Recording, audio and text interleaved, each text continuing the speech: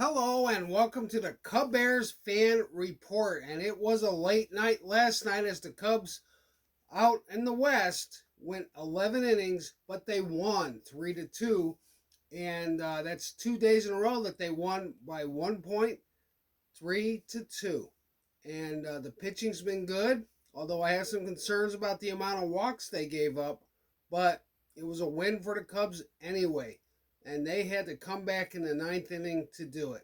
Anyway, the big news is that Michael Busch hit another home run, so that's 5 straight games with home runs, and I think that's a record for the Cubs, although Christopher Morel did it last year as well. Anyway, it all started with Ben Brown on the mound, who pitched 6 innings, giving up 1 hit and 1 run with 2 walks, and one of those walks were the run. So too many walks. I'm just not liking the walks. Anyway, the Cubs ended up winning.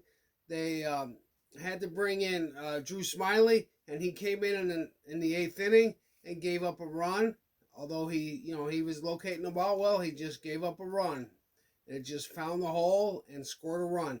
But then the Cubs were facing Ginkel, and Ginkel threw a wild pitch, and Horner scored from second on the wild pitch. It's on my highlight reel if you want to watch it. And that brought the Cubs back, and so they had to go into the bottom of the ninth and survive, and then they had to go to the 11th inning before our guy, Nico Horner, drove in a run with a bases-loaded single, and they were playing so tight that only 1 run could score with the bases loaded, and nobody else could drive them in with less than 2 outs. No sacrifice fly. It was a hard line drive by Tauchman, but the first baseman got the guy out at home, and the Cubs had to nurse a 1-run lead. Keegan Thompson came in, shut him down in the 10th, and saved his own win in the 11th inning on a check swing to Walker, and the Cubs won. It is one of those games where Horner barely got in, and they had to do a review like they did the day before, but he was safe, and the Cubs won. The Cubs will play today, and they will send Hendricks up against the lefty, Tommy Henry. Hendricks has been struggling, but Hendricks is a professional, and some people call him a professor because he's smart. So he knows he has to do something different. So we'll see how he does. Also, not so good news is Seiya Suzuki was put on the injured list for 10 days, and he has an injured oblique, and he hurt his oblique last year, but I'm told it's the opposite side. And Alexander Canario came up to the majors, and he will take his place for 10 days. Patrick Wisdom, I don't know when he's coming off the IL, but he's due back as well. These chest wall injuries, the oblique is right here. You got him on each side.